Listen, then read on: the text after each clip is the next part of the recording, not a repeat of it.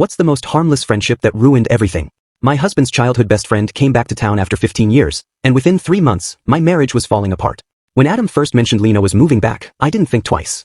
They'd been friends since elementary school, way before I entered the picture. He showed me old photos. Prom, graduation, family vacations.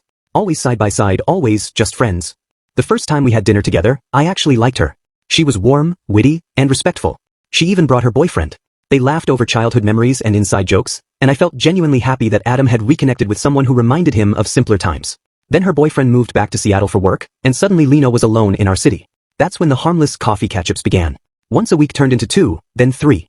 I noticed Adam glued to his phone, chuckling at texts. One day, I caught a glimpse, over 200 unread messages from just that day. "We're just catching up on lost time," he said when I gently brought it up. "She's having a rough time with the long-distance thing." I believed him. Until I came home early one day. They were sitting on the couch, photo albums spread out, shoulders touching. His head rested briefly on hers as they laughed. They jumped apart the second I walked in. "It's not what you think," he said later. "We've always been physically comfortable. It doesn't mean anything." I tried to be the understanding wife. I even suggested we all hang out together more often. But somehow, plans always fell through. Meanwhile, their lunches turned into 3-hour marathons. Then came the final straw.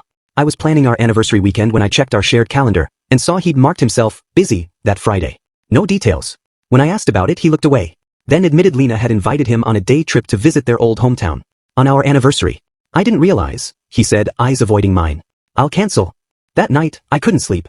I did something I never thought I would. I checked his phone. Most of their texts were innocent. Until I saw hers. Sometimes I wonder how different things would be if I hadn't moved away. Sent at 1 a.m., 3 days earlier. His reply. I think about that too. More than I should. When he came out of the shower, I was sitting on the edge of the bed with his phone in my hand. I didn't scream. I just showed him the screen. "It's not an affair," he whispered, tears forming. "We haven't done anything. Emotional affairs are still affairs," I replied quietly. He promised to set boundaries. Said he'd fix things. I wanted to believe him.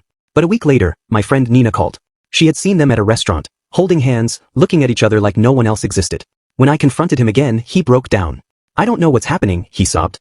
"It's like being pulled back into the past. I love you, but there's all this history." I packed my bag that night. As I was walking out, he grabbed my arm and said, "She was just a friend. I never meant for this to happen." That's the thing about harmless friendships. By the time you realize the danger, the damage is already done. 3 months of her return erased 8 years of marriage.